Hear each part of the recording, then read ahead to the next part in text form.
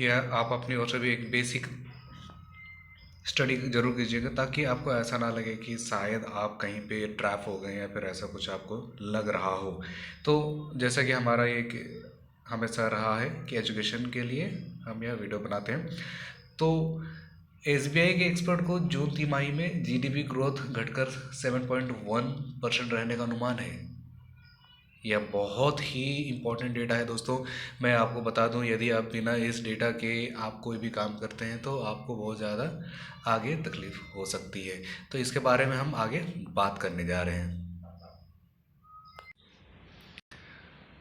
तो जैसा कि मैं आपको बता रहा था, देश के सबसे बड़े बैंक भारतीय स्टेट बैंक एसबीआई के अर्थशास्त्रियों ने जून 2024 तिमाही में ये देश की जीडीपी ग्रोथ घटकर 7.1% रहने का अनुमान जताया है। इस तरह एसबीआई भी उन समूहों में शामिल हो गया है जिन्होंने जीडीपी ग्रोथ रेट में कमी आने की आशंका जताई है। इससे पहले ग्लोबल इन्वेस्टमेंट बैंक गोल्डमैन सैक्स ने वित्त वर्ष 2024-25 के लिए भारत के ग्रोथ रेट में कुछ कमी आने की बात पहले से बता रखी है। तो हमेशा ऐसा नहीं होता है कि आप जैसा चाहें वैसा ही होता रहे। तो नो डाउट ये आपको ये दिख रहा होगा, 7% के आसपास आपको दिख रहा है। देश के सबसे बड़े भारतीय स्टेट बैंक ने ऐसा आप अनुमान दे दिया जिससे काफ़ी लोगों में एक खलबली मची हुई है। स्टेट बैंक के अर्थशास्त्रियों ने एक रिपोर्ट में कहा है कि चालू वित्त वर्ष की अप्रैल जून तिमाही में ग्रॉस वैल्यू एडेड जीवीए की ग्रोथ पिछले साल की तुलना में 7% से नीचे गिरकर 6.7 से 6.8% रह जाएगी। ठीक है। तो रिपोर्ट में कहा गया है, हमारे नाउ कास्टिंग मॉडल के मुताबिक वित्त वर्ष 2024-25 की पहली तिमाही के लिए जीडीपी ग्रोथ 7.0 से 7.1% रह सकती है और जीवीए की ग्रोथ 6.7 से 6.8 रहने की अनुमान है।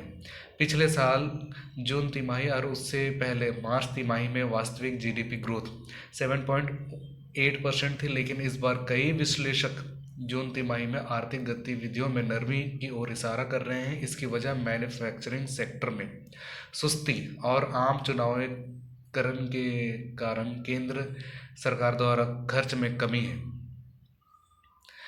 रिपोर्ट के मुताबिक अगर बैंकिंग, वित्त और बीमा कंपनी को छोड़ दिया जाए तो चालू वित्त वर्ष की पहली तिमाही में कंपनियों ने रेवेन्यू में सिर्फ 5% की बढ़ोतरी दर्ज की है।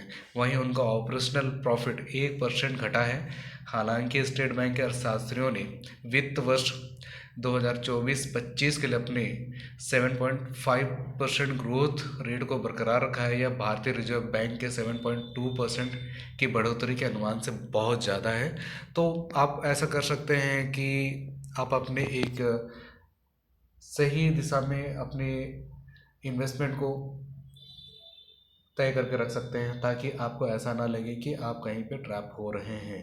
हमेशा इस चीज़ की जानकारी रखें कि कोई भी जब इस तरह के डेटा आते हैं तो मार्केट भी उसी तरह से आपको परफॉर्म करता हुआ दिख सकता है। तो आप जितने ज़्यादा इस चीज़ से अवेयर रहें उतना बेहतर है। आज के लिए बस इतना ही। अगले नेक्स्ट वीडियो में आपको और भी इसी तरह की और भी जानकारी आपको देता रहूँगा। इसके लिए आप हमारे इस चैनल को सब्सक्राइब कर लीजिए, लाइक कीजिए इस चैनल को, ताकि हमें इसी तरह के प्रयास करने में और ज़्यादा खुशी मिलती रहे। मिलते हैं नेक्स्ट वीडियो में, तब तक के लिए टेक केयर, बाय बाय।